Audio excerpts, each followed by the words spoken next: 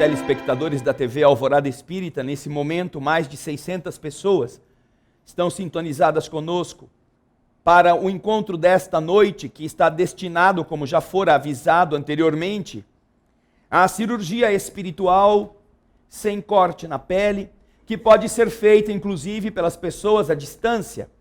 Podem submeter-se ao tratamento, desde que obedeçam, que sigam as prescrições contidas nos avisos que aqui já foram passados. E para aqueles que perderam estes avisos, estão disponíveis nesse endereço eletrônico que você está vendo na tela, com a possibilidade de acessarem a área do tratamento espiritual à distância. Nós estamos num dia muito importante. E alguém pode dizer, porque é feriado. Primeiro que não é feriado. Apesar de nós não trabalharmos, esta não é uma data consagrada em nosso calendário como feriado. Mas, tendo sido elegida em nosso país como ponto facultativo, num país de gente meio acomodada, o ponto facultativo vira feriado. Ou seja, não é porque a gente seja meio assim, meio de mal com a obrigação do trabalho, e não pode ver um motivo, a gente já faz feriado. E não só hoje, amanhã também. E quando é jogo também. E quando ganha, mais um motivo, e quando perde pela raiva, também. Mas não é isso que nos dá essa importância. É uma data consagrada desde muito tempo atrás. 900 anos atrás, aproximadamente, oficialmente estabelecida, como um momento em que se deve elevar o pensamento, se deve cultivar a reverência aos cânones da igreja, que naquele período dominava o panorama da crença naquela humanidade. Infelizmente, hoje, há muito mais pessoas comemorando o feriado do que sabendo o que significa aquilo que ele representa. E aproveitando da possibilidade de não trabalhar, sequer dedicam-se a um pensamento elevado, quando mesmo religiosos deveriam estar, ainda que não obrigatoriamente nas suas religiões, ao menos interiormente, consagrando-se a um padrão melhor de pensamentos e de sentimentos. Mas o bom de uma data como esta é que em algumas destas religiões haverá, como já houve no dia de hoje, conclaves, reuniões de pessoas com este desejo de elevar o pensamento. Alguns, talvez, pelo ritual, mas mesmo assim, unidos, haverão de pensar em Deus, pensar em Jesus por algum instante. Não seria necessário ter uma data assim? Mas como nós estamos meio distraídos, como nós não damos muito valor para certas coisas que são mais valiosas do que o seu salário no fim do mês,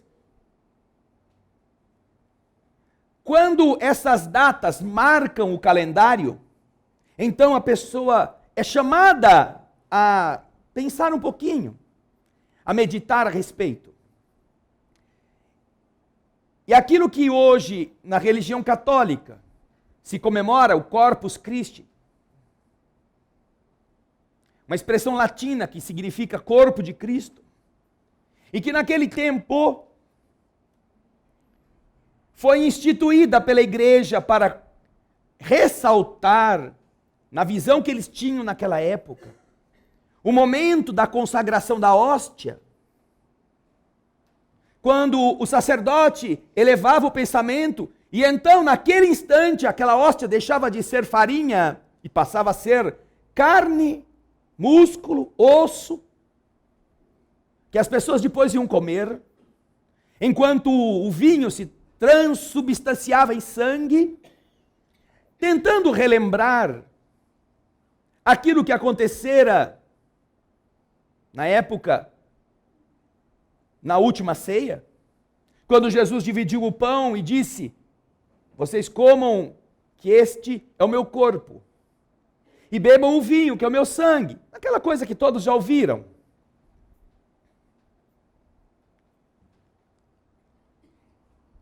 Esta referência faz as pessoas pensarem em algo que de verdade pode fazer muita diferença. Não tanto por você imaginar se é o sangue, se é a carne, se é o osso que realmente está ali.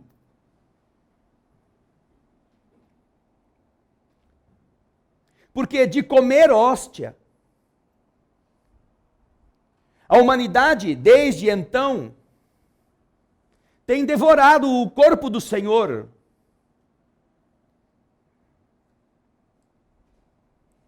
E nós não temos tido muita notícia de uma melhora significativa.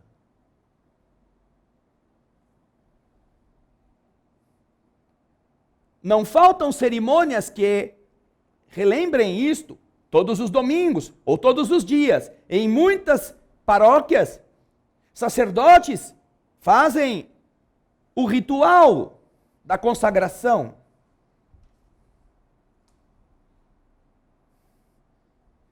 Mas como está o mundo? Estamos engolindo Jesus?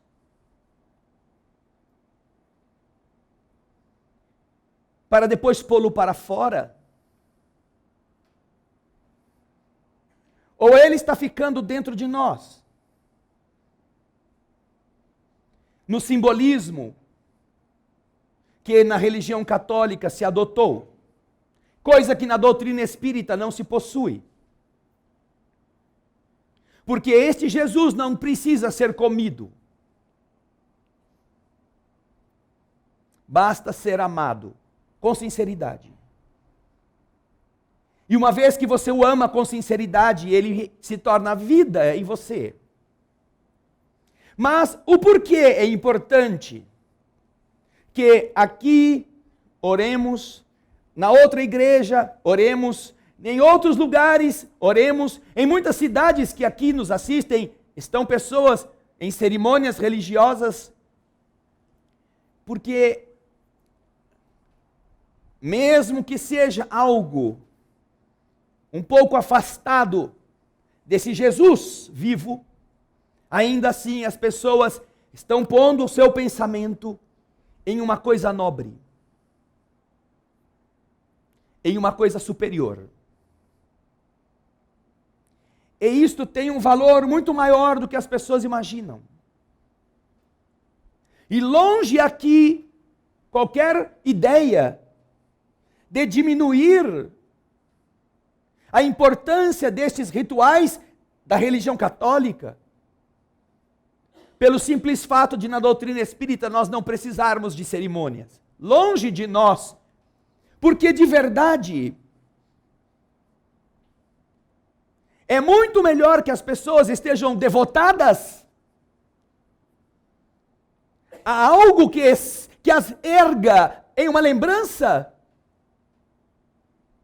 do que passem o dia indiferentes, fazendo maldades, pensando maldades, se esquecendo de que estas maldades têm destruído a humanidade.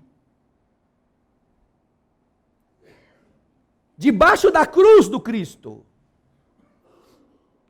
Por isso, nós estamos aqui unindo-nos, ainda que não seja uma data que a doutrina espírita adote ritualisticamente. Estamos aqui neste dia porque hoje é quinta-feira e nós estamos aqui todas as quintas-feiras. Não importa que data seja. Mas estamos fazendo isso com esta ênfase, porque há uma coisa muito importante que as pessoas não sabem. E você não assiste isso em lugar nenhum, a não ser nos programas que nós fazemos na televisão, Alimento para a Alma, por exemplo, que em breve estará mostrando.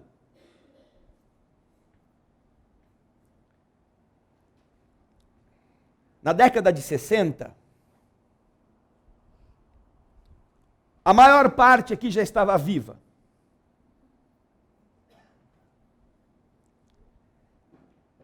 Um oriental, um hindu, chamado Maharishi, ele lançou uma coisa que depois foi considerada modismo, mas que era uma conduta de meditação. E ele dizia, naquela época, que se 1% da humanidade naquele período, 1%, meditasse por um período certo de tempo, em um mesmo horário,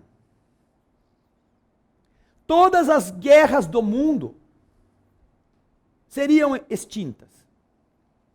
1% da população em meditação.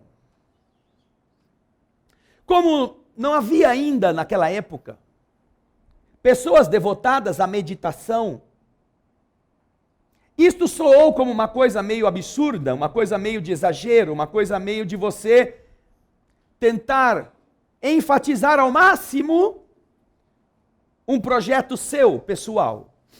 Só porque você é a pessoa que está preconizando este fator de meditação.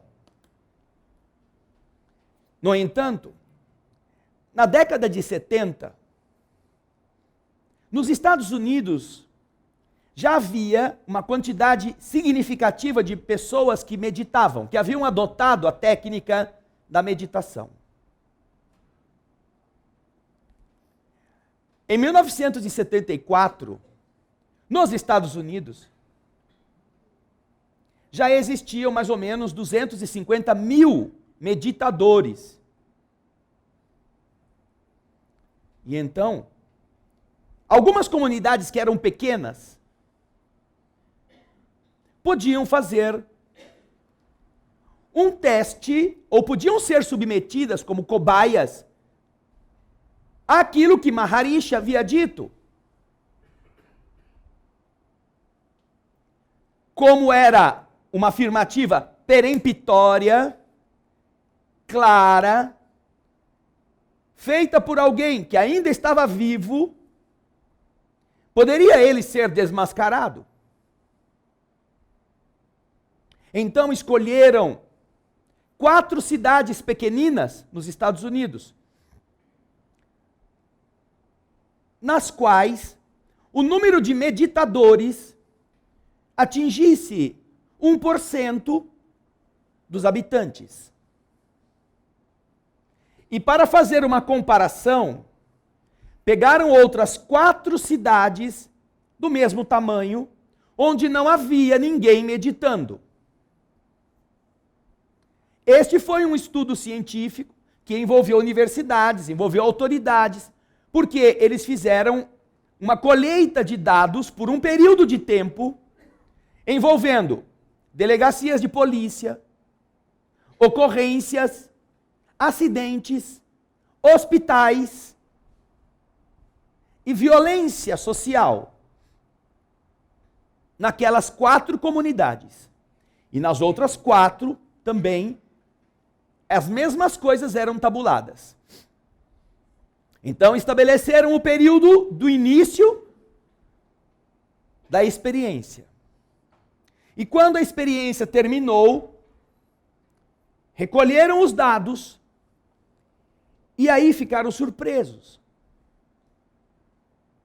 Porque, inexplicavelmente, naquelas 4 comunidades onde a meditação, a elevação de pensamentos havia sido feita, todos os índices de violência, de acidentes, de crimes haviam caído 20%. Inexplicavelmente. E por que inexplicavelmente? Porque nas outras 4 cidades onde ninguém havia meditado, não havia acontecido nada. Ao contrário, era um período em que a violência estava crescendo nos Estados Unidos, e ali também os dados de violência, de acidentes, de pessoas internadas, de pessoas presas, apenas apontou a regra. Ficaram tão surpresos, tão assim, atônitos, que resolveram refazer a experiência. Agora, usaram 11 cidades, outras. Porque isso foi divulgado nos jornais, isso foi divulgado no próprio ambiente acadêmico. Então, 11 cidades, contando agora com o entusiasmo até dos meditadores, dessas pessoas que desenvolvem a disciplina que se chama meditação, agora se alistavam para participar do experimento. E então fizeram isto com 11 cidades e colocaram outras 11 cidades de igual porte como controle, como comparativo. E novamente, para espanto, repetiu-se o mesmo índice. 20% de violência havia sido evitada. Nas 11 cidades onde o pensamento elevado havia criado alguma coisa diferente.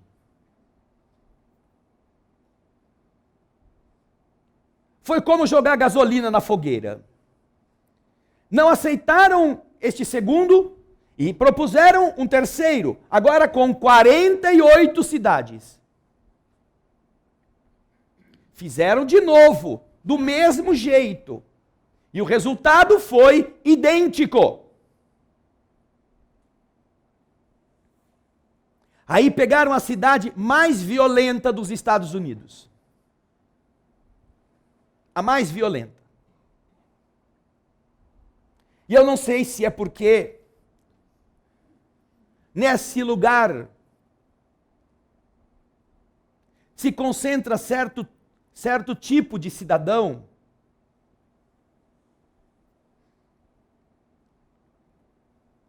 foram fazer esse teste na mais violenta cidade americana, que era a capital federal, onde tem muito político.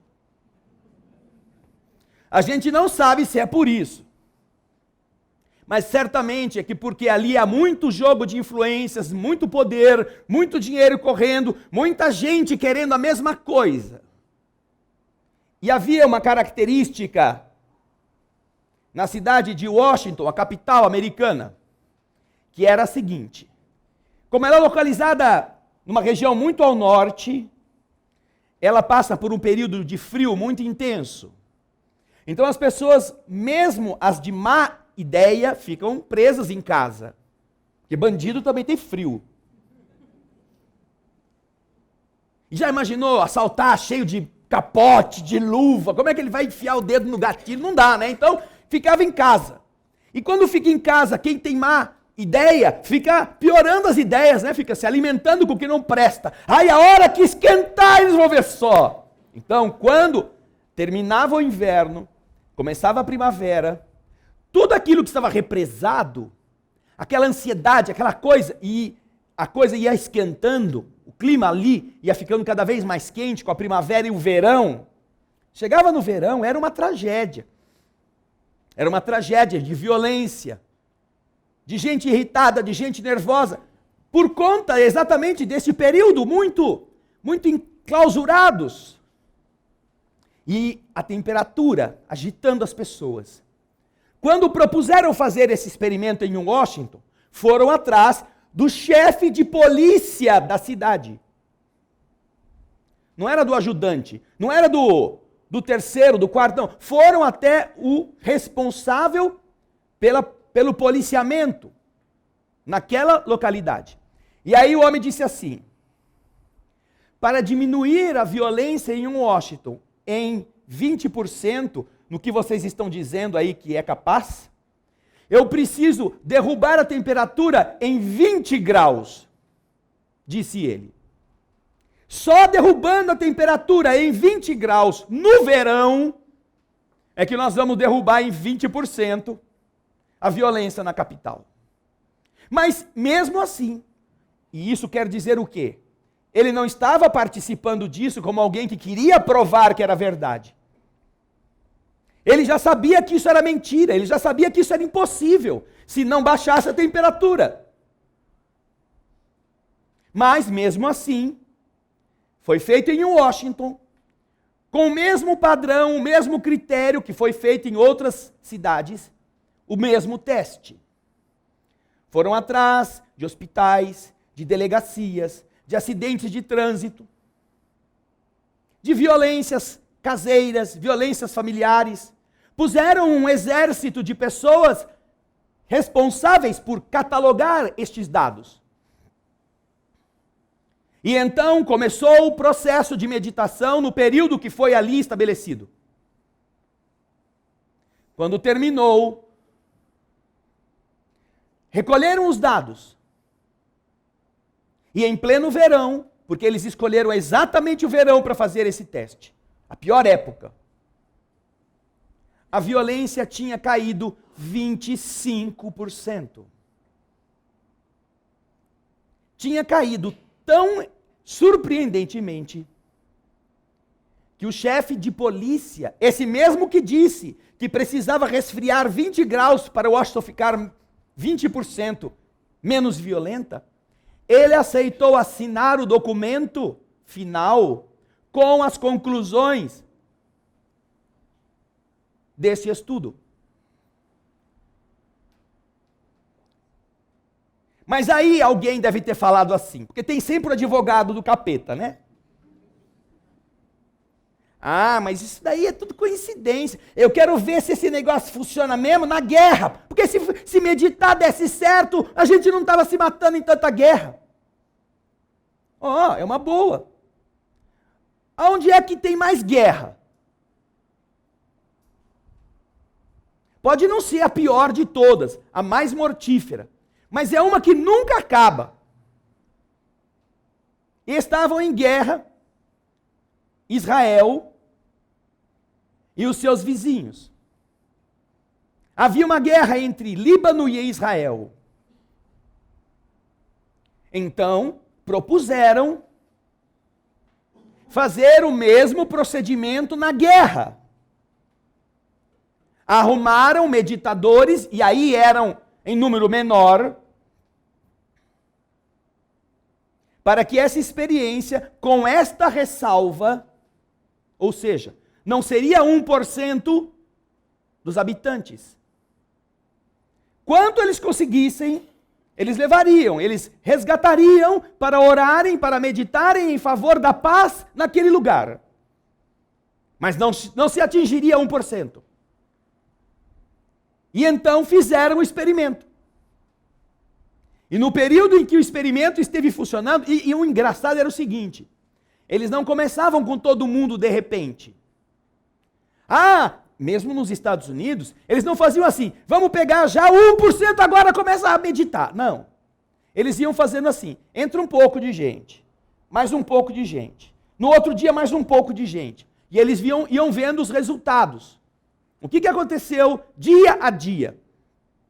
E aí eles percebiam que quando chegava num determinado número de meditadores, então as coisas começavam a cair. E assim também eles fizeram lá no Oriente Médio. Só que eles conseguiram uma quantidade muito menor de pessoas meditando. Mas vocês não imaginam qual foi o resultado. Com uma guerra entre duas nações, a violência do combate, os problemas surgidos naquele centro nervoso, reduziram-se naquele mesmo período em 60%.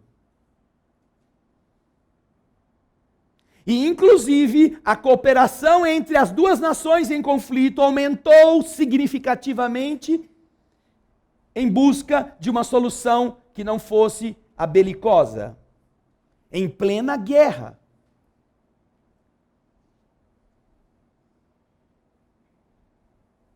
E foi então que eles descobriram uma coisa. Não era necessário 1% da população para que estes índices fossem modificados. Bastava a raiz quadrada da quantidade de população que existisse ali.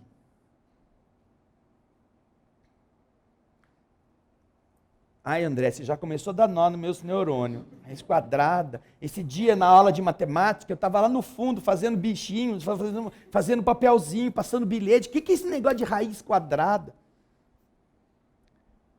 Vamos usar nossa cidade como exemplo. Campinas, vamos dizer que tenha 1 milhão de habitantes.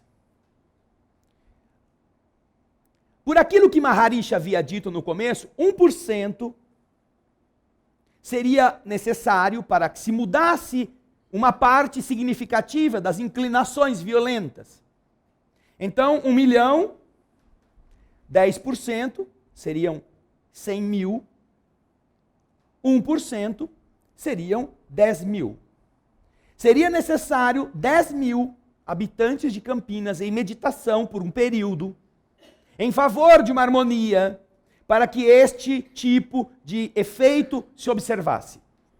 Mas, fazendo essas experiências sucessivas, eles chegaram à conclusão de que não era necessário 1%.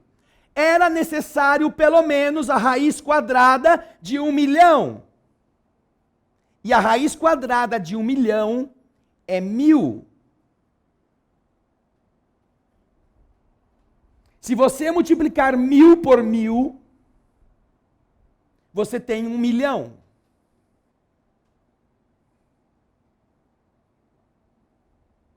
E todas as vezes que eles fizeram esse teste com 1% da população em oração, em meditação, num esforço positivo,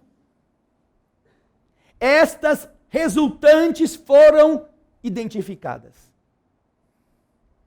1000 pessoas em uma comunidade de 1 milhão, unidas em um propósito amoroso, em um propósito sério, em um propósito pacífico, em favor daquela comunidade, é capaz de alterar a psicosfera vibratória, as forças negativas que começam a ser neutralizadas, e segundo um dos físicos que acompanhou a experiência, isto se explica perfeitamente pela teoria das supercordas, da física quântica.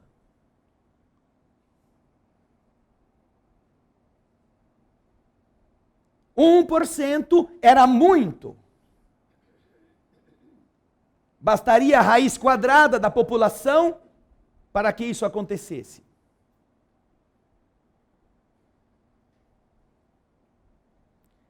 Coincidentemente, vejam só, hein? Num outro enfoque, numa outra linha de experimentos, eu não me recordo com exatidão se foi a Finlândia ou se foi a Suécia. Eles estavam com um problema muito grave de violência. As sociedades muito organizadas, que são a Escandinávia toda, apesar da riqueza, apesar desse tipo de progresso, estava vivendo problemas muito graves nos índices de violência. Então, antes de comprarem mais metralhadoras, antes de abrirem concurso para policiais, antes de fazerem cursos de preparação para seguranças, para aumentar o poder de vigilância, o governo sueco ou finlandês convocou todos os responsáveis pela imprensa em uma reunião. E eles então fizeram um pacto. A imprensa, jornal, revista, televisão, rádio, com o governo, acordaram que por um período X de tempo, naquela comunidade, naquele país como um todo, ninguém daria nenhuma notícia de violência. De nenhum tipo. Roubo, droga, morte, absolutamente nada disto seria divulgado. Conseguiram então este elo que foi cumprido por todos os veículos de comunicação. E quando o prazo que o governo havia dado terminou, aquela violência naquela nação havia sido reduzida em 30%. 30% a menos de violência em uma nação, sem se dar um tiro a mais, sem se comprar uma arma a mais, sem se contratar um brutamontes a mais, sem se construir uma cela de cadeia a mais. Apenas pelo fato das pessoas não receberem no impacto do que assistem, do que escutam, do que veem, o estímulo para serem iguais àquele lixo. Só com isto. Aliás, em nosso país, isso também é verdade parcialmente. Porque os órgãos de imprensa, eles têm por incrível que pareça, tem um código ético. Em que, para se preservar a sociedade de uma epidemia, eles não dão notícias de suicídio. Podem ver. Procurem nos jornais, raramente alguém fala que alguém se matou. Raramente. Só quando é um caso muito estrondoso mesmo, aí não tem como impedir, mas raramente você lê que alguém tirou a própria vida. E por que decidiram fazer isso? Porque eles próprios perceberam que todas as vezes que alguém falava de suicídio na imprensa, havia uma enxurrada de suicídios. Muita gente se inspirava nisto. E pensava que isso podia ser a solução para as suas dificuldades. E eu vou fazer a mesma coisa. Então, você observa que estes processos, estes fenômenos, sociologicamente constatados, representam um fato em nossa vida social. Um fato. Não é uma teoria. Não é uma doutrina. Ai, seria bom. Seria legal se fosse. Não. Isto é um fato. E então nós dissemos no começo, como é bom que hoje, em alguns lugares, pessoas estejam se lembrando de algo bom. Pessoas estejam voltando a sua mente, não para aquela bola que vai ser chutada para cá ou para lá.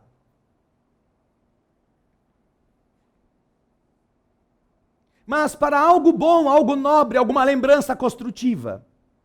Porque, se vocês imaginarem, para a nossa cidade de 1 milhão de habitantes, 1000 pessoas em meditação, querendo a paz, querendo a harmonia, querendo o amor para todos, é capaz de diminuir em 20 a 25% a violência. Imaginem isto em grande escala. Já imaginaram se, em qualquer um destes jogos de futebol, que reúnem 50 mil, 60 mil em um estádio, o povo falasse assim: primeiro tempo acabou, daqui a pouco vem o segundo tempo, os 15 minutos de intervalo nós vamos fazer meditação pela paz na terra. Imagina o que são 50 mil pessoas em 15 minutos. Pensando boas coisas. É certo que depois eles vão sair xingando a mãe do juiz, um vai xingar o outro, vai desejar quebrar a perna. Depois o povo se desconecta, mas se em 15 minutos, um único estádio de futebol, somados aqueles que estão assistindo aquela partida nas casas, parassem um pouquinho, e colocassem o seu desejo de paz em ação, não só como uma teoria, não só como discursinho, mas como algo que realmente faz sentido. Nós pararíamos de produzir doenças. Nós deixaríamos um espaço, uma recuperação da esperança. Sem que isso represente, porque é o grande temor de muitas pessoas, represente ela ter que enfiar a mão no bolso e fazer um cheque. Ela ter que tirar um bilhete qualquer e entregar. Ai, 20 reais já se foi. Maldita hora que eu quis meditar. Me custou 20 conto. Não, isso não custa nada. Imagine você que não tem o hábito da oração em família. Por que a sua vida está uma porcaria? Por que a sua casa está uma balbúrdia? Porque lá dentro ninguém entende ninguém. Pense. Se a raiz quadrada de uma coletividade é capaz de produzir um benefício dessa natureza, imagine.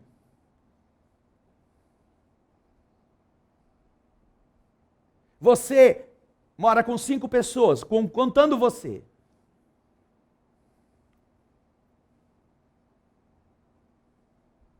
Cinco. 10% de 5. 5 é 100%. Eu vou piorar a conta, tá? 5 é 100%. 10% de 5, 0,5. Meio. 1% de 5, 0,05. Se naquela casa 0,05 pessoas meditarem um pouquinho, pelo menos 20% das coisas ruins vão ser iluminadas. Mas é difícil achar 0,05% de uma pessoa.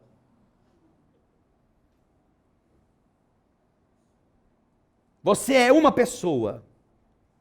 A cabeça, no adulto, é 7 vezes o tamanho do corpo. Tem uns cabeçudos, que essa proporção não é tanto assim, mas normalmente é assim. Você já imaginou? 0,05%, se você é 100%, 0,05 de você é capaz, se estiver meditando, de transformar o ambiente da sua casa. –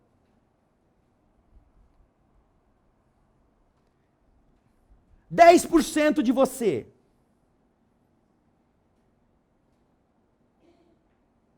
é menos que uma cabeça. 1% de você talvez seja a testa. Aí você vai chegar à conclusão que se a sua orelha orasse, meditasse, a sua família estava salva. A gente dá risada. Mas quem sabe, se esses números chegarem ao entendimento, nós passemos a entender de verdade que nós não precisamos converter a nossa família na nossa crença, na nossa religião. Nós não precisamos alterar o que elas acreditam. Nós precisamos vibrar com amor por aqueles que estão do nosso lado. Porque no teste que fizeram, a Universidade Maharishi, que é uma universidade hoje nos Estados Unidos, ela constatou uma coisa muito interessante. Quando eles estavam fazendo esse estudo nas cidades dos Estados Unidos, eles colocaram pessoas capacitadas para medir o efeito da meditação na vizinhança do lugar onde a meditação estava sendo feita. Ninguém sabia. Então é que nem aqueles caras da dengue que chegam na sua casa, posso dar uma olhadinha se tem algum pratinho com o filhote da dengue aí? A pessoa entrava em casa, lá era assim, olha, eu sou da saúde pública, nós viemos aqui para fazer uma medição de pressão. Ai, o povo adora medir pressão, né? Não pode ver alguém com aparelhinho de pressão, ai, você pode medir a minha pressão. É assim sempre. Ninguém quer ficar doente, mas está todo mundo doido para descobrir que é doente. Mede a minha pressão, ainda mais se é de graça. Então, chegava lá alguém do serviço de saúde, podemos medir a sua pressão? Ah, claro, entra aqui, chama toda a vizinhança, vem aqui todo mundo, faz a fila. E era isso que eles queriam. E então eles perceberam uma coisa. A vizinhança todinha, em um perímetro de 3, 4 quarteirões do centro onde se meditava, sofria uma alteração biológica no funcionamento do seu organismo. Diminuíam determinados hormônios que excitavam, que davam nervosismo, e aumentava a produção de outros que dava a sensação de saciedade, de calma. Equilibrava-se a pressão arterial, mesmo nos casos de pessoas que tinham alteração normalmente, que sofriam cronicamente de hipertensão. E eles não sabiam de nada. Ninguém dizia para eles, olha gente, é que aqui 2 quadras daqui, então o povo está meditando, a gente veio ver se teve algum efeito na senhora. Não, ninguém contava. Eles iam apenas coletar amostras com uma desculpa qualquer para terem esta comparação.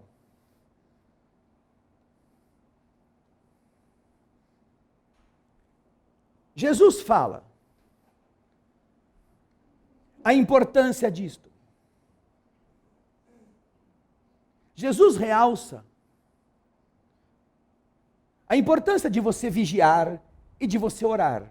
Mas as pessoas fizeram disso um tipo de cárcere para prender as pessoas nas rezas. Quando o que Jesus disse não é isto. As pessoas fizeram de Jesus um pedaço de farinha que de vez em quando tem carne, osso, sangue, músculo para o povo engolir. Não foi isso que Jesus disse.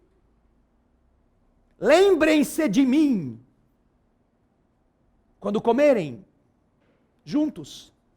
Lembrem-se de mim. Lembrem-se de mim e tentem viver o que eu pedi para vocês viverem. Amem-se uns aos outros. Isso Jesus falou. Então, quando o Senhor disse, orai e vigiai, orai. Esta alocução do Senhor, este orai quer dizer, eleve o seu padrão. Porque se uma só pessoa, o Jesus fala isso, quando 2 ou mais se reunirem em meu nome, eu estarei aí no meio deles. Nenhum de nós reza pensando que Jesus está lá. Ninguém. Nós quase nem lembramos que temos que orar. Só oramos quando a coisa começa a ficar preta, Quando o exame começa a apontar que não está funcionando direito, quando está faltando cliente na nossa loja, aí a gente vai, vamos rezar para ver se entra alguém aqui.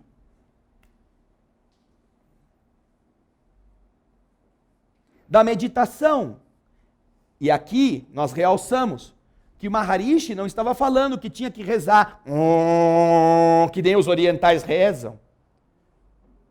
Era necessário que as pessoas entrassem em sintonia com a paz cósmica e mentalizassem a paz para todos. Ficassem ali com o pensamento no bem.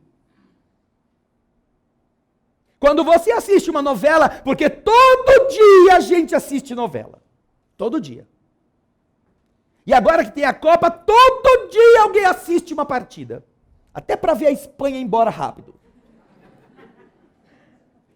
Mas quando você está assistindo a novela, ou está assistindo a partida, ou está assistindo algum certame, veja onde está o seu pensamento. Tem pessoas que morrem na frente da televisão. Infartam. Tem um AVC. Ficam tão tensos, tão desesperados, ou tão revoltados, que pifam. Tal é a reação agressiva que nós recebemos ou produzimos por tudo aquilo que está chegando para nós. E aí você lembra da Finlândia? Vamos diminuir a violência sem usar violência. Vamos parar de falar da violência. Quando nós estamos assistindo a novela, e a novela geralmente é violência, de qualquer tipo, é violência sexual, é violência afetiva, é violência na conduta moral, é violência no relacionamento, na confiança, é violência nos valores que você acredita. Veja como você reage. Como você que está aqui hoje, você que nos assiste, e nesse momento são quase 800 pessoas. Se nós somarmos vocês que estão assistindo com aqueles que estão aqui, nós vamos ter um número para diminuir a violência, se nós meditarmos com amor, em uma cidade de 1 milhão de habitantes. Nós vamos ter 1000 pessoas. Só neste momento. Mas quando nós estamos dentro da nossa casa, abastecidos de coisas que vão nos fazer vibrar mal, nós estamos produzindo lixo no ambiente onde vamos morar. Depois você desliga a televisão, acabou a aventura, mas o estrago já foi feito. Toda aquela vibração densa, toda aquela vibração infeliz, toda aquela coisa frustrada, você está com ela. E às vezes desconta em quem está do seu lado. E por que a gente não faz diferente? Como assim? A gente fala assim, nossa, aquela mulher vai matar a outra. Olha só, ela está arrumando um negócio para outra beber veneno. Meu Deus, mas que coisa ruim. A gente fala assim, né? Alguém tem que matar essa mulher, alguém tem que prender essa bandida, alguém tem que fazer. Eu vou escrever para o homem da novela lá para ele ver se põe essa mulher para fora. A gente devia pensar, ai Senhor, eu vou rezar, vou pedir a Deus, vou pedir para essa pessoa não fazer essa maldade. E por que a gente não faz isso? Porque você vai pensar, eu vou rezar diante da televisão, coisa imbecil, coisa idiota. Vou rezar aqui, na televisão, isso é uma história. E se é uma história, por que você fica com raiva? Não é? Não é uma história? Então por que você está com raiva? Mas raiva a gente gosta de ter, porque, ai meu Deus! E aí o bom ator, aquele que é perverso, apanha na rua. Encontra com ele no shopping e sai dando cacetada. Você não pode ser ruim desse jeito, seu bandido, e sai tacando chinelo, sapato em cima do coitado. Ou da coitada. Nessa hora, a gente pode ter ódio, a gente pode ter raiva. Não é uma história. Mas você rezar diante da televisão, por que não? Você está sinalizando num sinal positivo aquela tendência de ter raiva. Porque se a história é de mentira, a sua emoção é de verdade. Ela vai produzir lixo em você e você vai produzir lixo onde você está. quando somente a sua orelha, se rezasse, melhorava as coisas da sua família. Imagina você inteiro. Se nós criarmos o hábito, as coisas vão melhorar conosco. Muitas das doenças que nós temos, nós não precisávamos delas. Estas doenças que podem ter trazido alguns de vocês aqui hoje, não é coisa de karma, não, é meu karma do passado, não. Essas doenças, boa parte delas, são decorrência da farta de karma. A farta de karma faz você ficar assim, com dor no estômago, dor no fígado, problema no nervo asiático.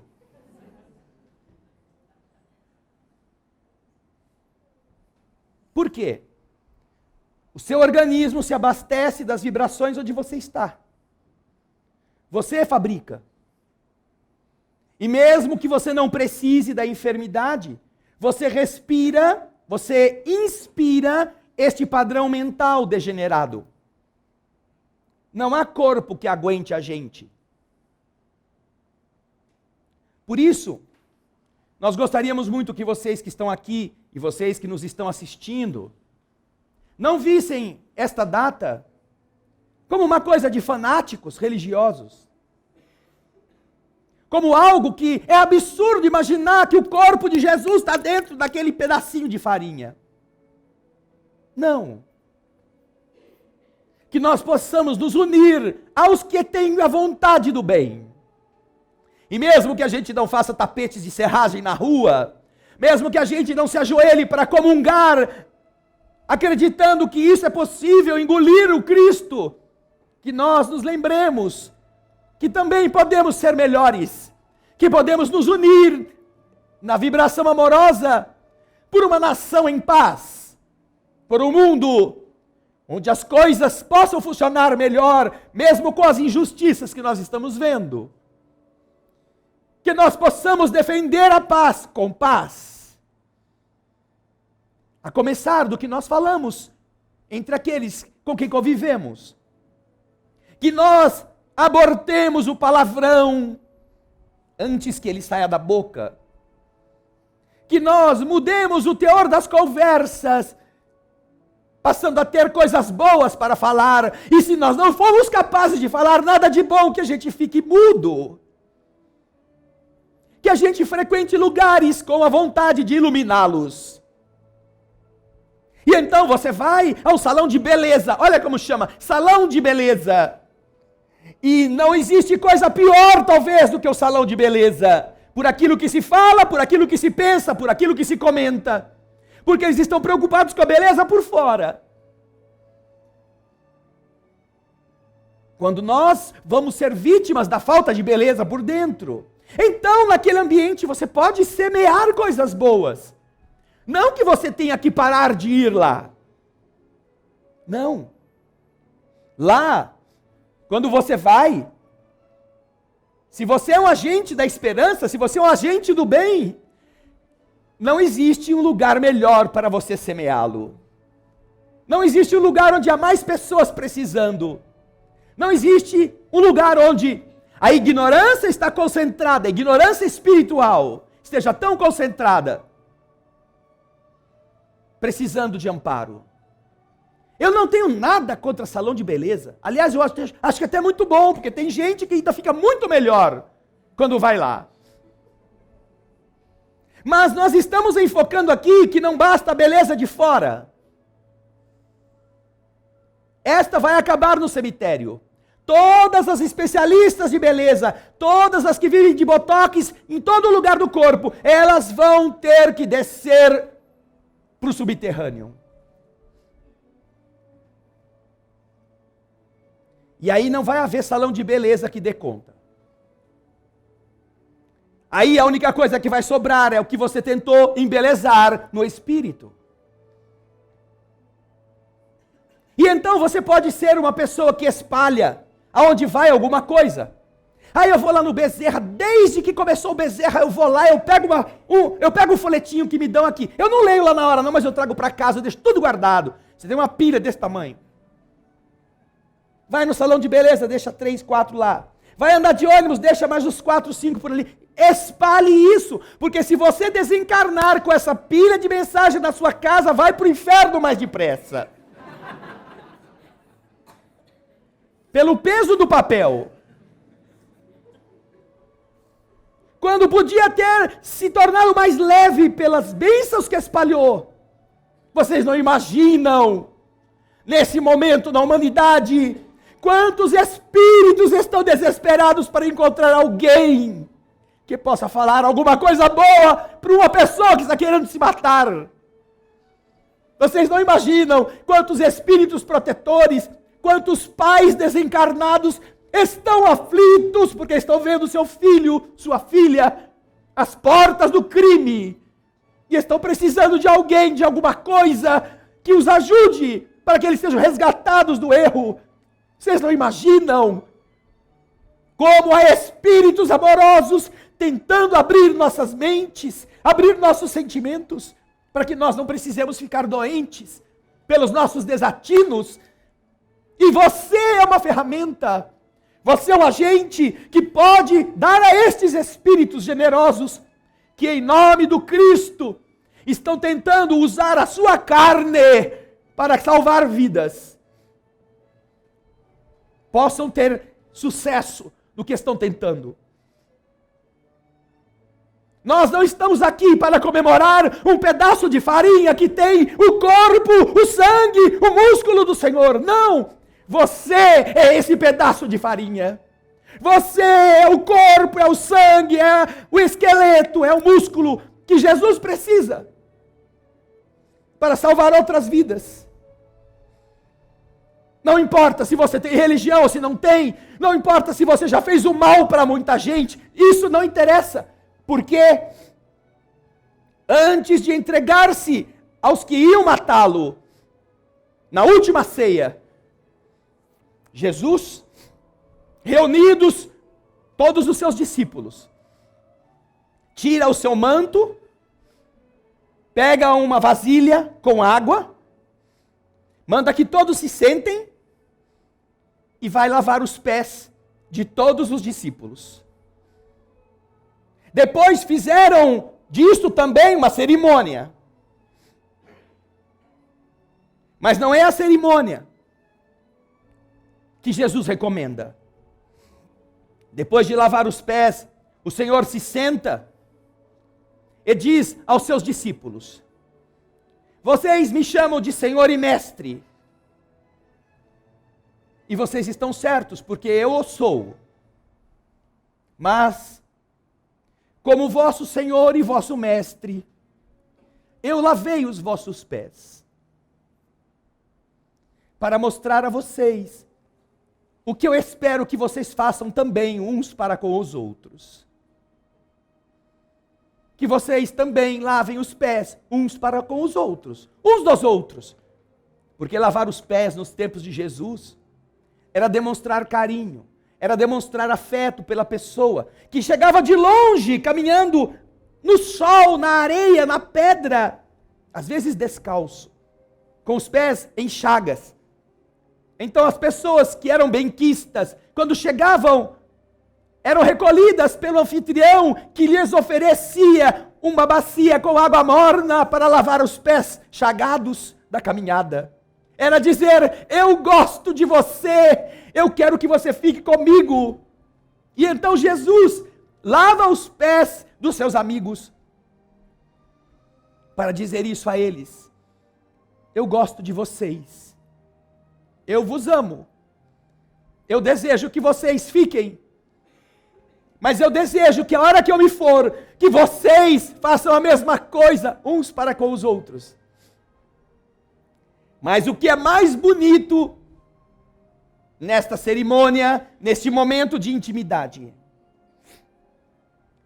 é aquilo que geralmente todos nos esquecemos. Que ali está Simão.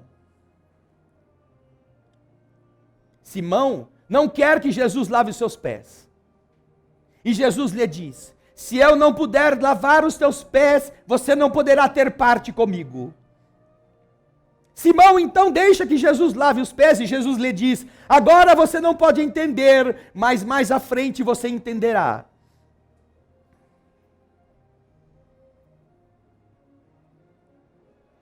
Um pouco mais adiante, depois que termina essa cerimônia, esse momento, Jesus começa a dizer aos seus amigos que entre eles há alguém que vai traí-lo. E então Simão diz assim: Senhor, eu nunca vou te trair. E Jesus olha para ele e fala: pois Simão, eu te digo que ainda hoje, antes que o galo cante, você me negará 3 vezes. Ali entre eles está Tomé, aquele que quando ficou sabendo que Jesus tinha aparecido dos mortos, diz: eu só vou acreditar nisso quando eu puser o meu dedo nas chagas abertas do Senhor, porque ele não acreditava naquilo que Jesus tinha dito. Eu me vou, mas voltarei no 3º dia. Ali está Tomé. Mas o mais interessante, o mais lindo, é que Jesus lava o pé de Judas. Judas está lá. Este Judas que somos nós também. Este Judas que nos esquecemos todos os dias das bênçãos, do amor de Deus, do exemplo do Cristo. Jesus se abaixa e lava os pés daquele que o iria entregar.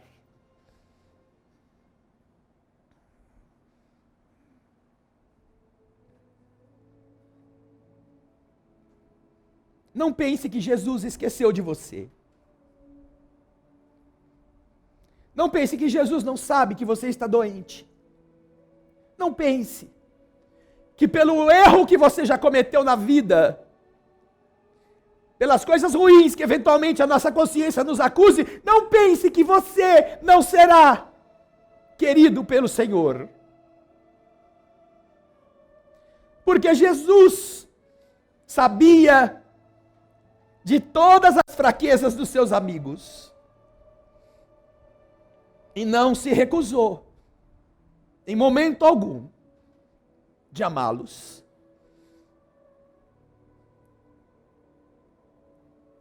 Vocês fazem parte deste exército do bem. Cada um que está aqui, cada um que nos assiste nesse momento, é uma peça fundamental no exército amoroso que Jesus espalha na humanidade. E é tão pequeno esse exército, tão pequeno, diante de tantas necessidades que existem.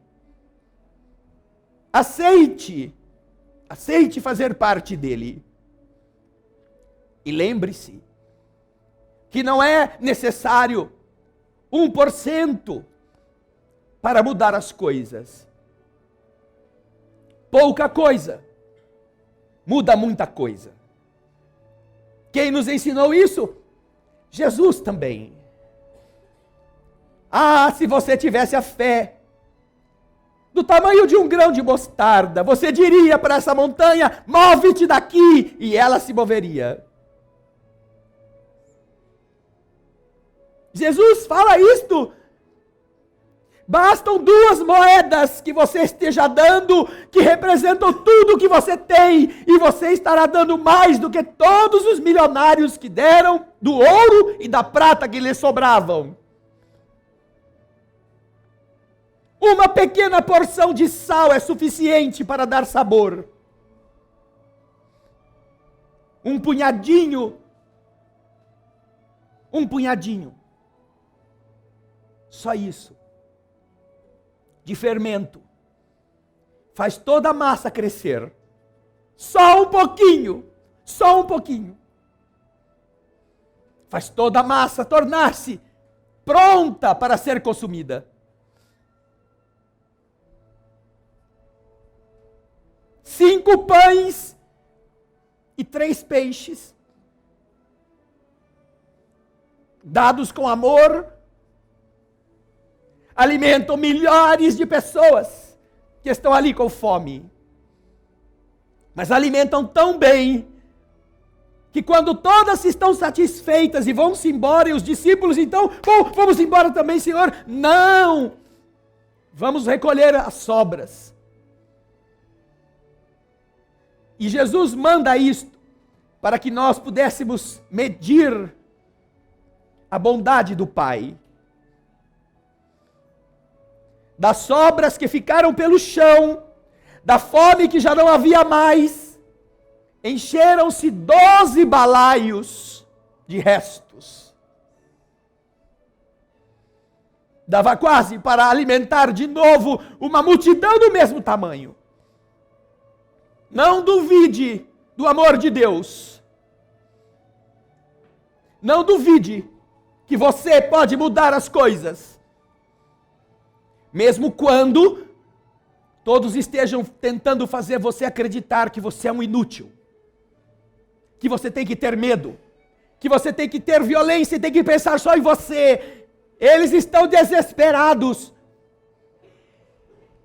Porque sabem que se você entender o tamanho do poder que a bondade possui, não vai mais haver espaço para aqueles que ganham com o nosso medo, com a nossa violência.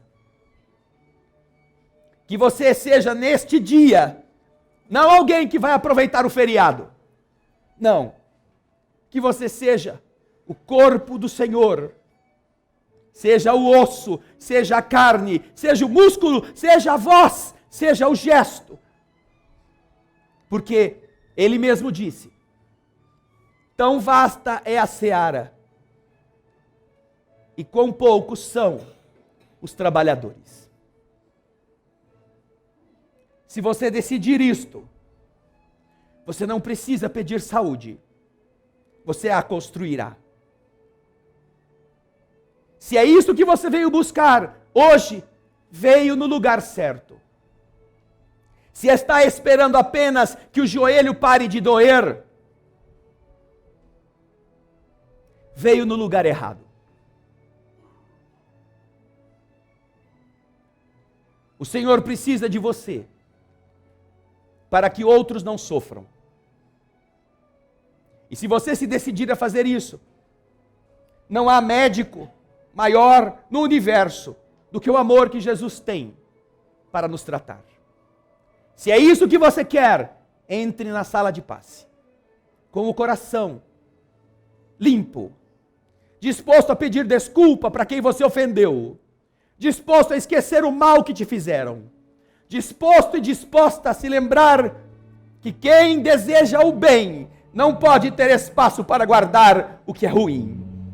E aí sim, as coisas começam a ir por outro caminho. Pensem nisso. Muita paz.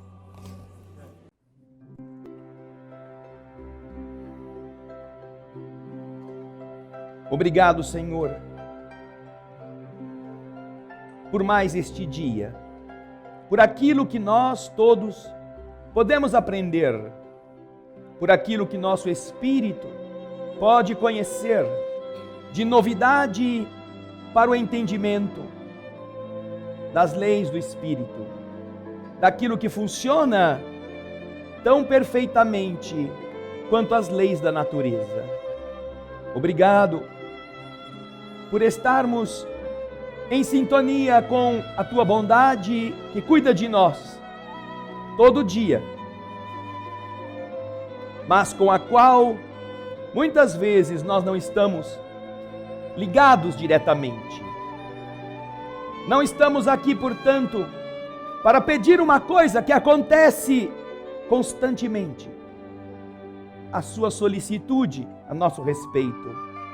Não estamos aqui para reclamar da distração de Deus, esquecido das nossas angústias. Não estamos para apontar culpados para os problemas que temos. Não, Senhor.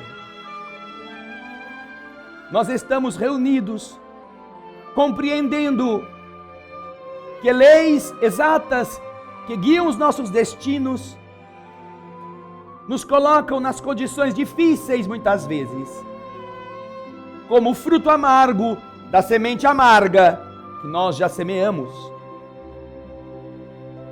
Portanto, identificando a causa e vendo esta causa em nossas atitudes, desta vida ou de outra vida, não estamos aqui na postura arrogante daqueles que vêm cobrar ou vêm exigir que a bondade cuide de nós. Estamos aqui, Senhor, com o coração sincero, desejando aprender essa bondade, desejando bebê-la, sabendo que Deus a colocou em nós quando nos criou do seu próprio seio, do seu próprio hálito. Nós queremos abdicar, em alguma medida, da indiferença que tem estragado a nossa vida, da competição que nos tem colocado uns contra os outros, da ambição desmedida, que tem feito órfãos de pais vivos, crianças que crescem aos cuidados de terceiros, tão somente porque, esquecidos deles, aqueles que deveriam educá-los, estão mais preocupados de usá-los como desculpas para conquistarem bens. Ajuda-nos, Senhor, para que seja a doença, seja a frustração, seja a dor moral, funcionem como despertador, que nos acordem para entendimento de que o bem é a única solução para o mal, e que o trabalho no teu ideal muda todas as coisas, inclusive a enfermidade. Por isso cantaremos do fundo do coração mais uma vez. Almas do céu, ouvi o doce canto do fundo do coração, com calor repleto de perfume.